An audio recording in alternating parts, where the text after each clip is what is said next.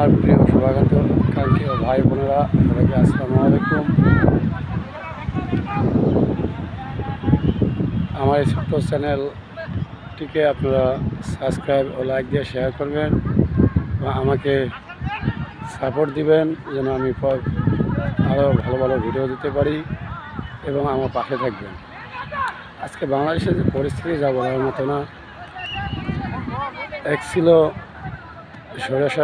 স্বৈরাচার আমলে দেশ ছিল চুরি ডাকাতি লুণ্ঠনের কারণে দেশ রসাতলে গিয়েছিল, কিন্তু ছাত্রদের কোনো দুঃখ নেই যখন দেশ স্বৈরাচার মুক্ত হলো। কিন্তু তারপরেও এদেশে আজকে খুন রাজধানী লেগেই আছে। তাই এদেশে সাধারণ মানুষকে এগিয়ে আসতে হবে দেশ রক্ষার জন্য। যেখানেই দেখবেন আপনারা ছিনতাই চাঁদাবাজি, সেখানেই সাধারণ জনগণকে রুখে দাঁড়াতে হবে। তা না হলে আজকে দেশ যেভাবে যাচ্ছে রসাতলে, খুব বেশি দেরি নাই যে আরও কঠিন ভয়ঙ্কর পরিণতি ভোগ করতে হবে। আজকে ইরান ইসরায়েল যুদ্ধ, ইহুদিবাদী রাষ্ট্রটি আমাদের মুসলিম ভাইদেরকে যেভাবে আঘাত করছে চোরাগুপ্ত,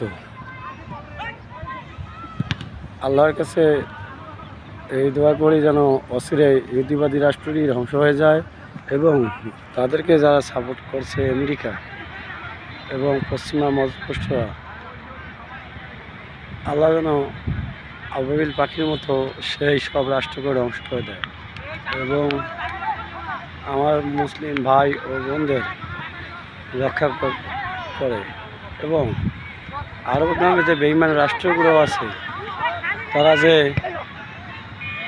নামমাত্র মুসলিম কিন্তু দালালি করে ইহুদি কাফের পশ্চিমা শক্তিদের, সেই সব স্বৈরাচার শাসকদেরও যেন ধ্বংস করে দেয়। এবং আল্লাহর কাছে এই দোয়া করি, আমার প্রিয় ভাই ও মুসলিম ভাইদেরকে রক্ষা করো এবং শুধু এক আল্লাহর মুখাফিকি থেকে নয়, আমাদেরও আজকে প্রতিটা মুসলিম ভাই ও বোনদের পাশে থেকে হাতে হাত রেখে লড়াই করতে হবে। তা না হলে এই মুসলিম জাতি ধ্বংস করবে ইহুদি নাস্তিক কাফেররা। আসুন আমরা সবাই এক মুসলিম ভাই আরেক মুসলিম ভাইয়ের পাশে থাকি এবং আমার ভাই ইরানের ভাই বন্ধুদের সহযোগিতা করি এবং তাদের পাশে থেকে তাদেরকে সহযোগিতা করি। এই বলে আমার বক্তব্য শেষ করছি। আসসালামু আলাইকুম।